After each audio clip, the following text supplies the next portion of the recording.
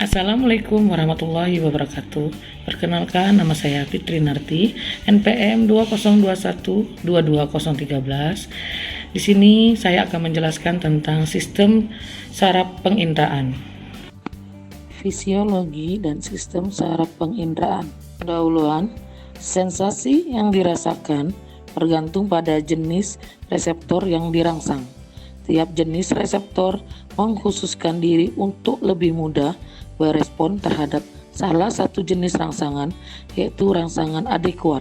Berdasarkan jenis energi yang ditanggapi, reseptor dikategorikan atas fotoreseptor peka terhadap cahaya, mekanoreseptor peka terhadap energi mekanis, termoreseptor peka terhadap panas dan dingin, osmoreseptor mendeteksi perubahan konsentrasi zat-zat tidak larut dalam cairan tubuh, komoreseptor peka terhadap zat-zat kimia tertentu, nosiseptor peka terhadap kerusakan jaringan.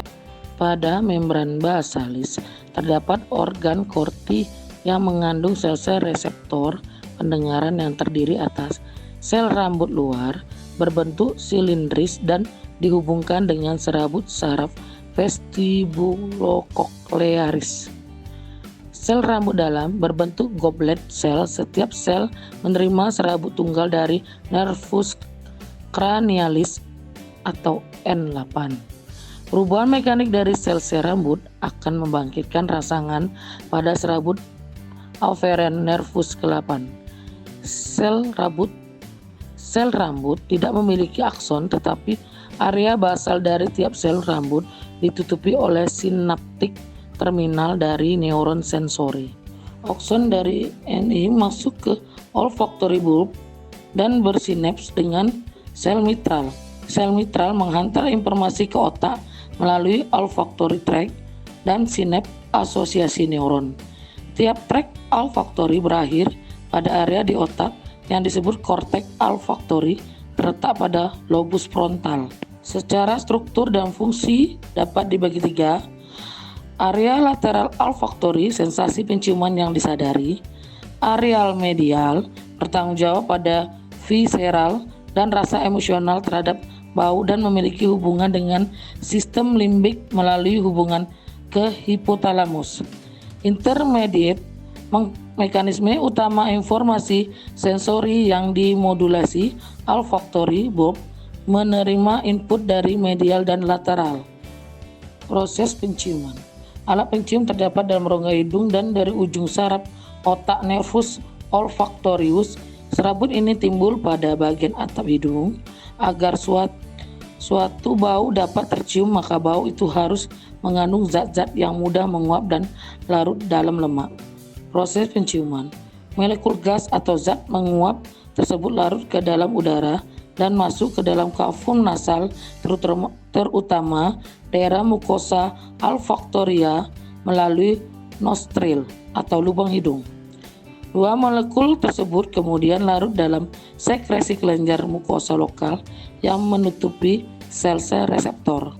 3 molekul zat parfum kemudian terikat pada reseptor sel olfactorius sensori yang memiliki rambut-rambut tumpul silia dan terletak di tengah sel penyokong.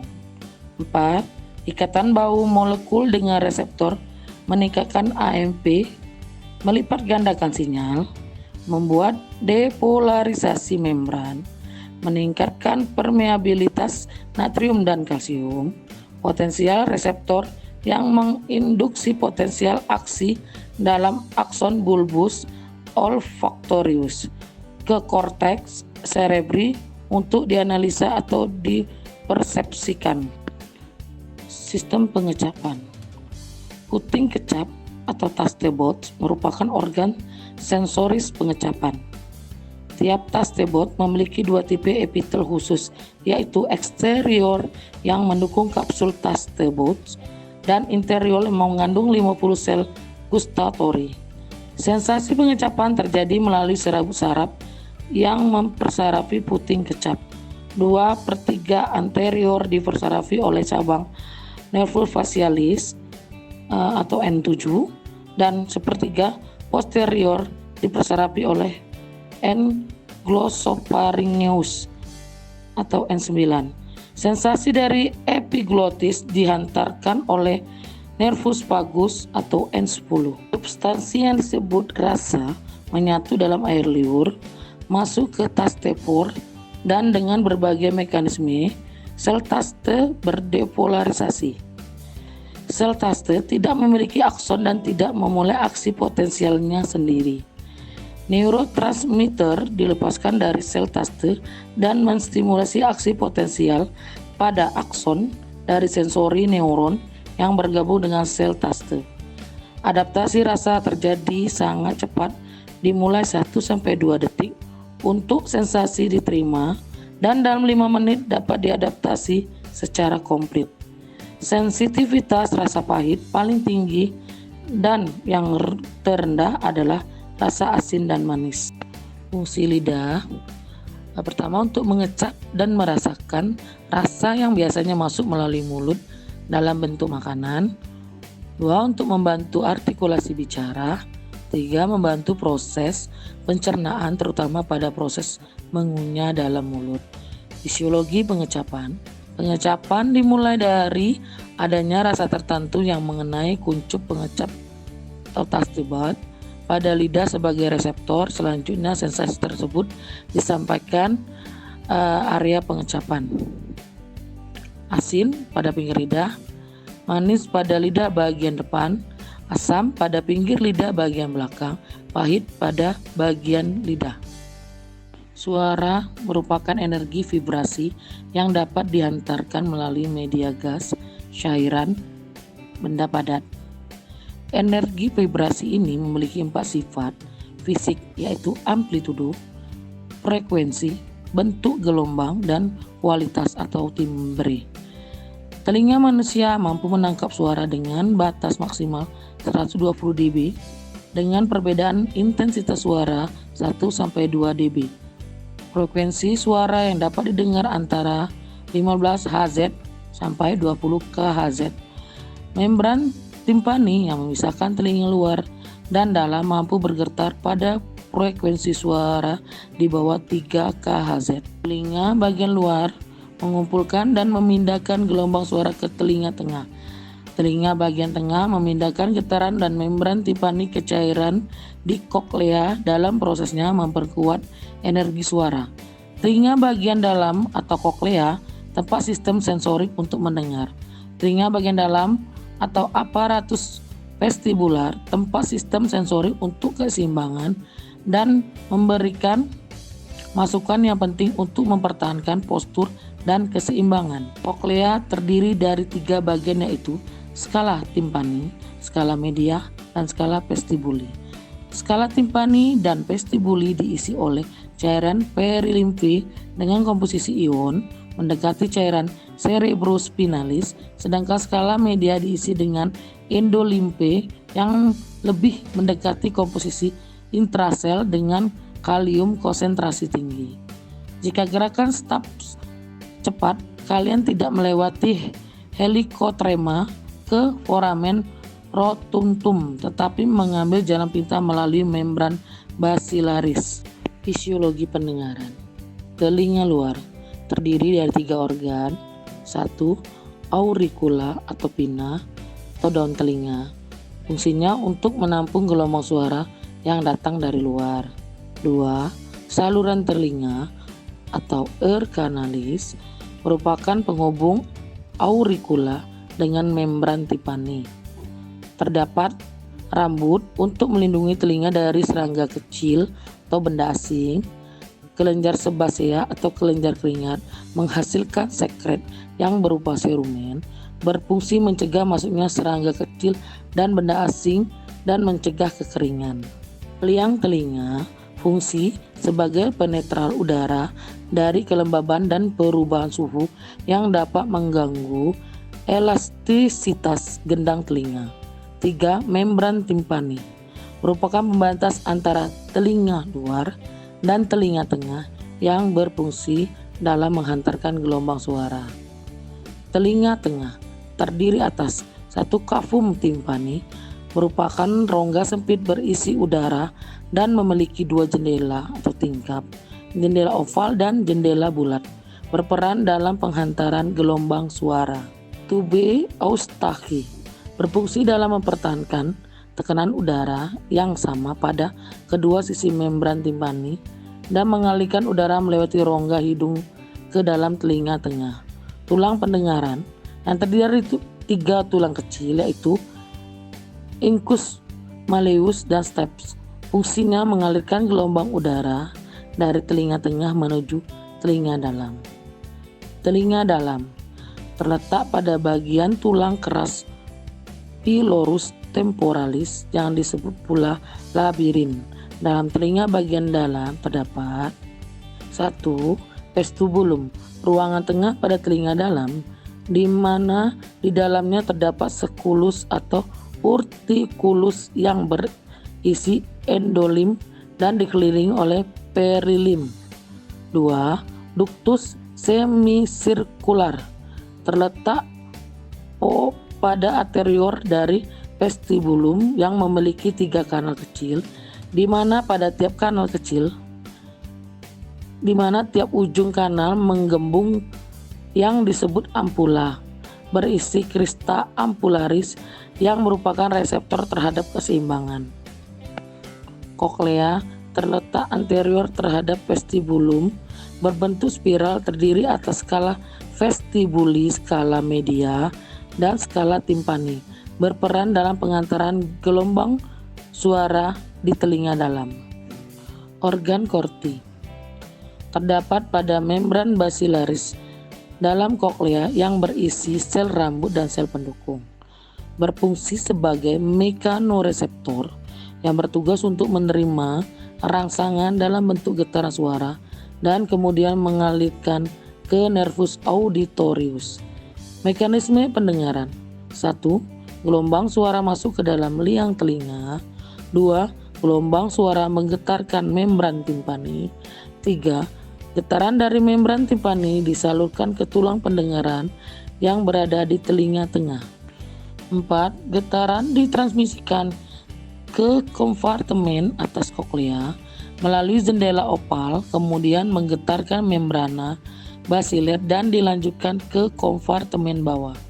5. Getaran membrana basiler akan menekuk rambut-rambut dalam sel organ Corti atau pita sel-sel rambut sensori dan hal-hal yang menyebabkan pembangkitan impuls saraf menjadi meningkat. Impuls saraf ini menjalarkan saraf kranial ke 8 dan batang otak ke lobus temporalis, di mana bunyi dianalisa. Fisiologi keseimbangan. Keseimbangan berhubungan dengan pergerakan kepala dan badan. Rotasi kepala dideteksi khusus oleh 3 ductus sirkuler yang merupakan tuba melengkung yang terbuka ke utriculus, sedangkan gerakan pada garis lurus dan pada posisi dideteksi oleh utriculus dan sacculus. Impuls-impuls dari kanalis semicircularis, urticulus, dan sacculus dibawa melalui saraf kranial ke 8 menuju ke batang otak.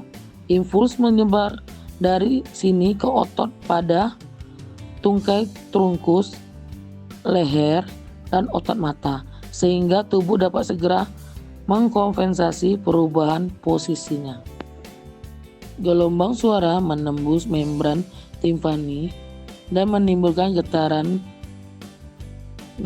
dari membran timpani, menyebabkan 3 tulang di telinga bagian tengah bergetar. Foot plate dari stapes bergetar di dalam oval window. Getaran dari foot plate menyebabkan perilim di dalam skala vestibuli bergetar. Getaran dari perilim menyebabkan perubahan membran basilar, gelombang pendek atau high pitch. Membran basilar mendekati oval window, demikian pula sebaliknya. Pergerakan membran basilar dideteksi oleh sel rambut. Getaran pada perilim di skala vestibuli, endolim di duct cochlear ditransfer ke perilim dari skala timpani. Getaran dalam perilim skala timpani ditransfer ke round window untuk diredam. Indra penglihatan. Indra penglihatan yang terletak pada mata terdiri dari 3 bagian. 1 organ okuli alat bantu mata, 2 okulus bola mata, 3 saraf optikus. 1 organ okuli. Organ ini terdiri dari 5 bagian. Capum orbita merupakan rongga mata yang dindingnya dibentuk oleh tulang frontalis, zygomaticus, steonidal, ethmodialis, palatum, dan lacrimalis. Fungsi untuk melindungi bola mata dan struktur-struktur di dalamnya dari trauma fisik mekanis termis. Supercilium atau alis mata berfungsi untuk melindungi mata dari sinar matahari, terik, cucuran keringat, serta sebagai alat kecantikan. 3. Palpebra atau kelopak mata berfungsi untuk melindungi bola mata terhadap gangguan pada bola mata. 4. Aparatus lacrimalis terdiri atas glandula lacrimalis, saccus lacrimalis, ductus lacrimalis, dan ductus nasolacrimalis. Sekresi yang dihasilkan berfungsi untuk menjaga kelembapan bola mata. Mata berkedip setiap 2-10 detik. Lama mengedip berlangsung hanya 0,3 sampai 0,4 detik. Kedipan ini merangsang kelenjar lacrimalis untuk mensekresi cairan steril yang memiliki 4 kegunaan. 1. Mencuci partikel asing yang masuk ke dalam mata. 2. Membunuh bakteri yang masuk ke mata dengan lisosom atau enzim antibakterial ringan yang terdapat dalam air mata. 3. Mendistribusikan air dan nutrisi ke kornea dan lensa. 4. Menjaga agar permukaan bola mata tetap lembab, bening, dan lembut.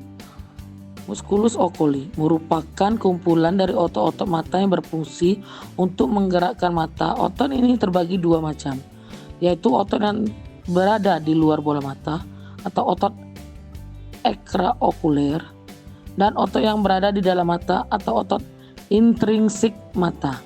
Otot extraokuler atau medialis menggerakkan bola mata ke dalam, lateralis menggerakkan bola mata keluar, superior menggerakkan bola mata ke atas ke bawah, inferior menggerakkan bola mata ke bawah dan ke depan, superior menggerakkan ke bawah dan keluar, inferior menggerakkan bola mata ke atas atau ke bawah. Orbicularis oculi menurunkan kelopak mata. Levator palpebrae superior mengangkat kelopak mata. Otot intrinsik mata. Musculus ciliaris untuk proses akomodasi. Musculus circular iris mengkontraksikan pupil. Musculus radial iris mendilatasikan pupil. Musculus superior tarsal mengangkat palpebra. Okulus atau mata. Okulus terbagi menjadi 3 bagian, yaitu tunica oculi, tunica vasculosa oculi, dan tunica nervosa. Untuk lebih jelasnya, baca uraian berikut ini. 1. Tunica oculi terdiri atas kornea, sklera. Kornea merupakan selaput yang tembus cahaya dan menutupi lapisan luar bola mata, merupakan tempat pertama kalinya cahaya memasuki mata. Sklera merupakan lapisan fibrosus yang elatis yang merupakan bagian dinding luar bola mata dan membentuk bagian putih mata. Fungsinya melindungi lapisan yang lebih dalam. Tunica vasculosa oculi merupakan lapisan tengah yang sangat banyak mengandung pembuluh darah, terdiri dari 3 bagian koloid, memberikan nutrisi pada tunica. Corpus ciliaris. Dalam proses akomodasi, iris adalah bagian terdepan tunica vasculosa yang berwarna karena mengandung pigmen. Di tengahnya terdapat pupil atau mengatur cahaya yang masuk ke dalam mata. Lensa kristalina berbentuk bikonkav dalam pembentukan bayangan dan sebagai media refraksi. Tunica nervosa. Retina merupakan lapisan terdalam bola mata, berupa membran yang peka terhadap cahaya. Retina dihubungkan dengan otak oleh neuron sirkuit pada nervus opticus dan terdiri dari lapangan saraf atau neural layer. lab yang berpigmen untuk mencegah refleksi dari bagian belakang telinga. Fungsi retina menerima gelombang cahaya yang sudah difokuskan serta mengubah gelombang cahaya tersebut menjadi impuls saraf di otak diolah dalam persepsi visual. Sel batang berupa sel fotoreseptor khusus yang tidak sensitif terhadap warna. Sel ini berfungsi untuk merespon cahaya terang. Sel kerucut berupa sel fotoreseptor khusus yang sensitif terhadap warna, terpusat dalam fovea. Saraf optikus untuk penglihatan dan berupa saraf kranial kedua yang timbul dari sel-sel ganglion dalam retina dan selanjutnya bergabung untuk membentuk saraf optikus. Fungsi untuk menghantarkan impuls ke otak.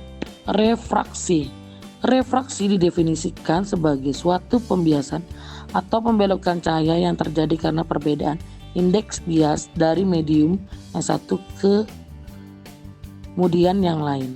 Gelombang cahaya memasuki mata dari udara luar akan direfraksikan sebanyak 2 kali sebelum dapat berkumpul pada retina dan membentuk bayangan yang tajam terfokus.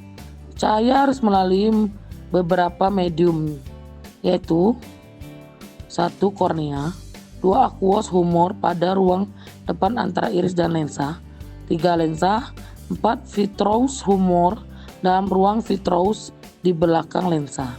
Mekanisme akomodasi atau konvergensi. Akomodasi merupakan proses untuk meningkatkan kelengkungan lensa saat beristirahat atau saat melihat jauh. Lensa dipertahankan di bawah tegangan oleh ligamentum lensa. Karena lensa lunak dan kapsula lentis, maka lensa ditarik ke dalam suatu bentuk mendatar. Konvergensi adalah 2 bola mata bergerak perlahan ke dalam untuk memfokuskan pada objek yang dekat sehingga 2 bayangan pada titik temu dalam waktu yang bersamaan. Mekanisme fotoreseptor. Potensial aksi di dalam retina dibentuk oleh kerja cahaya atas senyawa fotosintetik di dalam batang dan kerucut. Bila sinar diserap oleh senyawa ini, maka strukturnya berubah, mencetuskan rangkaian kejadian yang memulai aktivitas saraf. Lintasan penglihatan dimulai dari nervus opticus lalu masuk ke chiasma opticus, bersinap pada geniculatum lateral, kemudian berjalan melalui tractus geniculo-calcarina dan menuju cortex opticus di area calcarina lobus occipitalis. Sistem penciuman. Molekul udara masuk ke kavum nasal dan menyatu dengan cairan yang menutupi epitel olfaktori yang memiliki 10 juta neuron olfaktori. Berikatan dengan molekul komereseptor dari membran olfaktori hair. Silia dari neuron olfaktori menginisiasi aksi potensial dan depolarisasi pada neuron olfaktori.